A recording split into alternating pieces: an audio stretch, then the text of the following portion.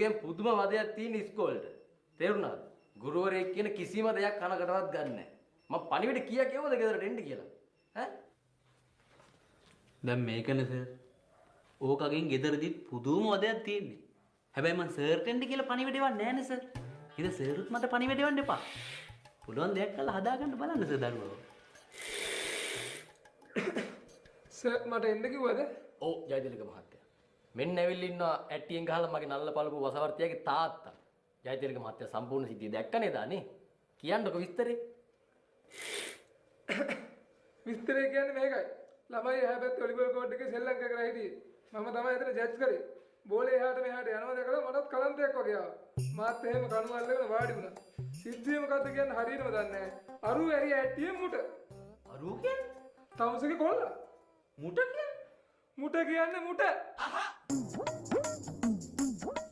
සමාවෙන්න සර්.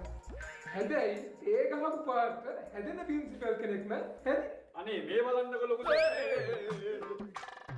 එන්න දෙයක් නෑ අටේ පන්තියේ පොඩියෝ රබර් සර්පේ ගිනන පන්තියේ. ඉතින් හෙට්ටියෝ ඔය මොන මගුලටද යකෝ මෙතෙන්ද ගෙනාවේ? ඈ? හෙට්ටිගේ ඇසට පුළුවන් නේ කියලා දඩුවම් කරන්න රබර් සර්පේ මෙතන කියලා මේ ප්‍රශ්නේ කිසිම නැස්සේ. යන්න. විකාර කරනවා මෙතන. ජයතිලක සර් උත් යන්නකෝ. මට සර් හවස කිරිනික් කියන්න තියෙනවා. යන්න ක්ලිනිකුත් යන්න. යන්න. තාත්තට දැන් විශ්වාසයිද ඇට්ටියෙන් ඇරියේ තමුසලයි කොල්ලම කියලා. ඈ ඔය පේනවනේ සාක්ෂි.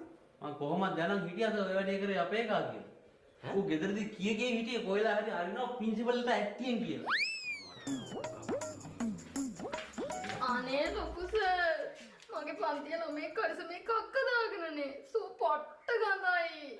එහෙමද? යන් ටීචර් මං හොදන්න දෙන්න. අනේ ටීචර් මේ ටීචර්ගේ පන්තියේ දේවල් ටීචර් බලාගන්න. ඒවත් මට හොදන්න දෙන්න කියලා කියන්නේ. බොහොම අපූර්වයි තමුසෙලා ළමයි හදන විදිය ඈ.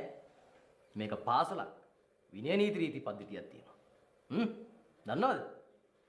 කොඩිදුවක්කු සර්.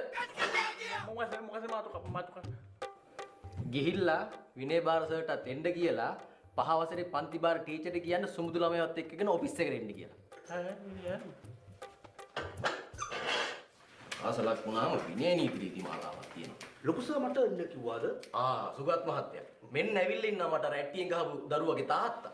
බොහොම සතුටු. සතුටු වෙන්න කාරණාවක් නෙමෙයි සුගත් මහත්තයා ඒක.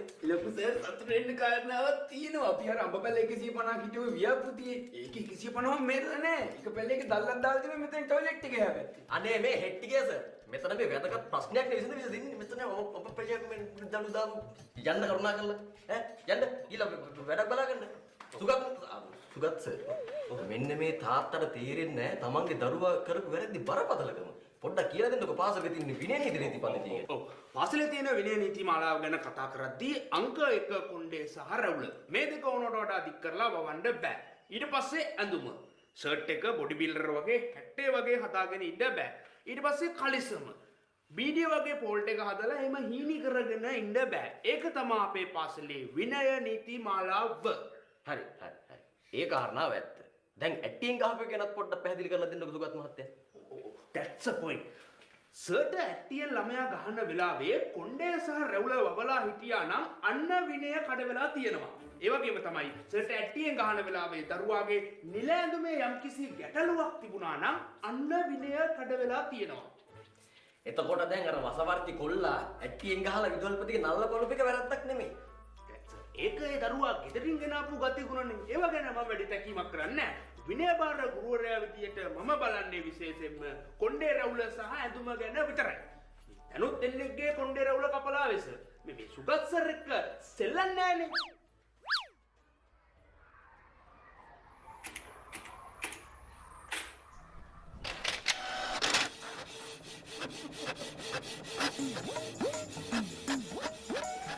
අත්තගේ කොණ්ඩේ වැඩිද මම. සර් මං එක්කන් ආව සමුදුව. ඔය ඉන්නේ. අන්න තවත් ඇට්ටියක් අතේ. අප්පට සිරි තාත දැකපු කාල්. ඔය මං කිව්වේ කතා කරන්නවත් දන්නේ නෑ මුන්ව දාන්න ඕනේ පුනරුත්ථාපනයට. ඒ මොනත් ආයෙත් ඇට්ටෙන් කක් දෙනවා මං ඔළුව පැලෙන්න. ඊයම් මුට මට සර් කාලච්චේ දිවර. කාලච්චේ දිවර. ඵලයන් පන්තියට. මූ තනිකර මැට්ටෙක් ඈ මැටි ගුලියක් මූ. ඔව් සර් මේ ළමයි මැටි ගුලියක් තමයි. දැක්කද මං කිව්වේ ටීචර්ත් ඔය කියන්නේ. මේ ළමයා විතරක් නෙමෙයි සර් මේ ඉස්කෝලේ ඉන්න ඔක්කොම ළමයි මැටි ගුලි. ඈ සර් මේ මේක කසිප්පුපිල ස්කූල්ට ඇවිල්ලා. මට්ටම් නේද සුගත් මහත්තයා ඕකගේ තාත්තටත් හෙට මෙන්න කියනවා මාව හම්බෙන්න මේ වගේම ප්‍රශ්න ඉස්සදලා දාන්න. ආයේ හෙට එන්නේ මොකෝ සර්? අද ආපු එකේ අදම විසදලා දාමු. මේ ඉන්නේ මගේ ලොකු කොල්ලා.